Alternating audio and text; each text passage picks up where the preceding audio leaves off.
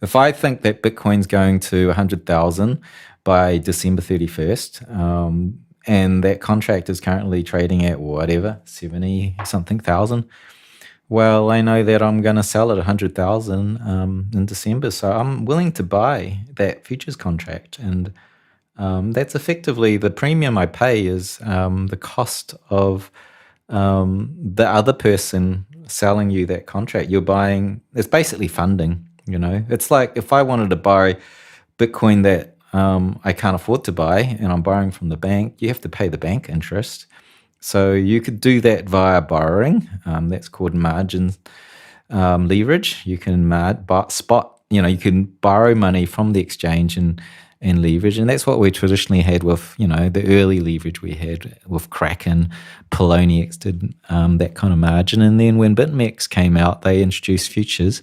And futures is you know, a different contract where the funding rate in the calendar futures at least is built into the contract, and then there's a time value in the contract, and as it gets closer to expiry it starts to taper down and down and down. That premium comes down. And that's really another view into the funding. You can just consider it funding. You know, the realization, having talking to one of the large OTC brokers, saying that the exchanges are selling more Bitcoins than miners. And that was like, whoa, suddenly we've got a new supply side that is not acknowledged by the market, and seeing how big that is.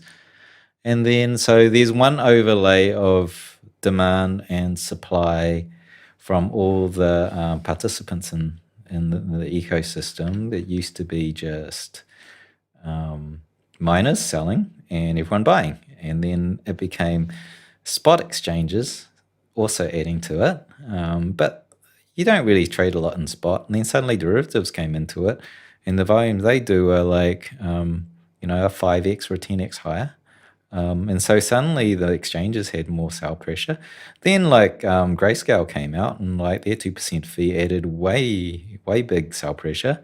And then now you got futures ETFs, and you know, it just keeps going on. And then you've got the introduction of mining becoming corporate publicly listed companies who now don't sell their coins, and they're now hodling and using equity to fund their operations, because people who buy mining is wanting to get exposure to the coins that they're hodling, they're mining and hodling. And so even now there's a transition from the sell side from miners beginning weaker, because they're becoming large entities that have been traded on equity markets. So you know, you've got a whole big bunch of fundamental changes.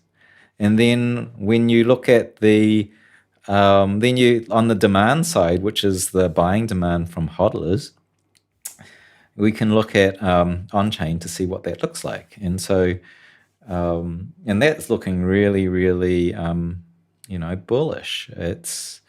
And I didn't know what would happen at the end of this year. I think I said this so many times, is like, I don't know what's going to happen. When is the top? What is the price? I said, I don't know when the top's going to be. You know, a lot of what the price will be is when the top is going to happen. But I could tell you third to fourth quarter, and third to fourth quarter, well, end of third quarter, we could start to see that coming out of the 30,000 zone, we had this huge amount of new accumulation that registered by long-term holders, which is a Glassnode metric. It's like you look at how long coins have been held in a wallet, and it turns out that after 5 months, 155 days, the probability of that coin moving starts to plummet at a faster rate. It's like a sea change.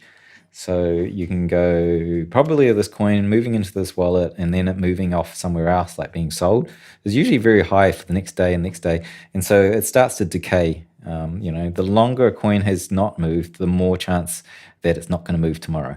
And then at 5 months, there's a sea change. And so, so when we look at that, and you define the long-term holders, the guys that aren't going to sell anything that's held by 5 months or more, they're long-term holders. You run a ratio with the people that may sell, which is under 5 months, and you get these really nice oscillations, really nice charts that show every time we be preceding a bullish run, this ratio of long-term holders holding the supply, dominating, and then it's always, once they've had their fill of being at peak levels of holding the supply, the price rallies, and as it rallies, then they start to sell down.